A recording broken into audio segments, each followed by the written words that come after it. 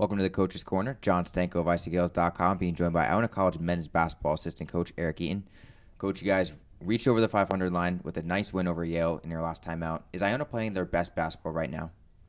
We've been playing well. You know, we've really done a lot of work on the defensive side of the ball, and our guys are making shots, which is what we do. So we're enjoying the fact that we're playing well. But you know, in a season like this, where you've played 9 games and you got the majority of your schedule, some really tough games coming up on the road, and then our league schedule, you don't have time to worry about what you've done. You got to worry about what you're about to do today and moving forward into the weekend.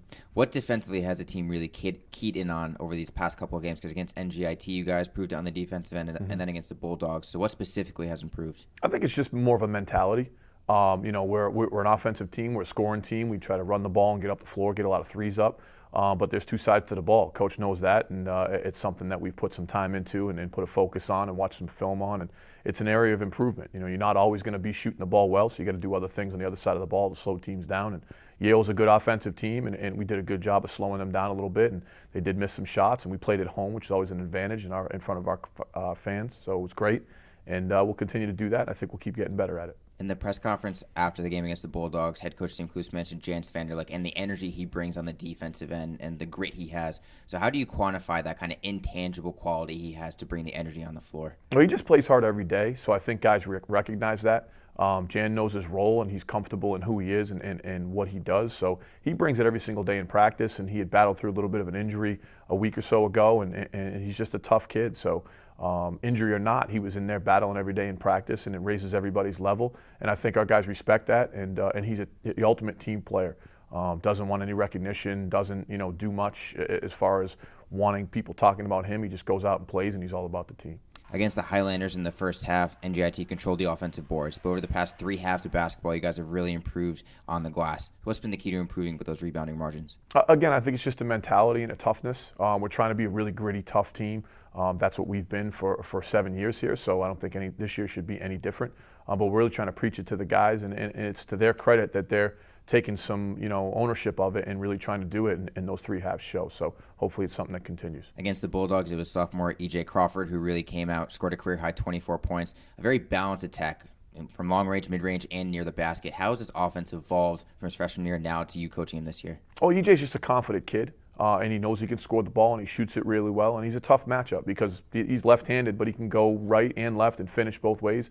He's got good 3-point shooting range, and he's got a knack for kind of finding his way to the rim and getting the ball up there and scoring. He's got a really soft touch. So when you got a guy like that who can score the ball, we've got a bunch of them. It's a huge advantage for us offensively. Yeah, he's got that line drive shot that goes right into the bottom of the net. Absolutely. So this Sunday is the game everyone's been waiting for. It's the game at Madison Square Garden against St. John's. It's been a long time coming. What's the mood around the team in practice heading up to the game on Sunday? We're practicing this afternoon. I would imagine coming off a handful of wins and a good home win the other night that they'll be ready to play. We got 3 practices before we play. It's one of those games where you got an opportunity to play against a really good team in a really good league in the world's most famous arena. If you're not excited for it, you better check your pulse. I'm sure the guys will be really, really fired up all week for it, and certainly when we get to game time on Sunday. I am too. It's been last time I was in that building was a holiday festival, 03 or 04, so I'm excited for it. And it's a great challenge. You get to play a team like St. John's with Chris Mellon as a head coach, and get to test where you're at and see where we are moving forward. How do you keep the team on an even keel, knowing it's such a big stage for them? How do you keep the players level, keeping their steady breath heading before tip-off? Because it's going to be a big game with a big crowd. Yeah, we've got a group of older guys. Our returning guys have been in 2 NCAA tournament games, so I think they understand the level of play that we're going to see. We've got Rhode Island coming up too, so it's going to be very, very similar. And we've played some tough teams, so it's not anything that they're not used to.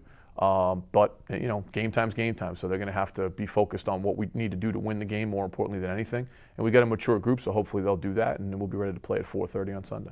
Coach Eaton, appreciate the time. See you at the Garden. Thank you.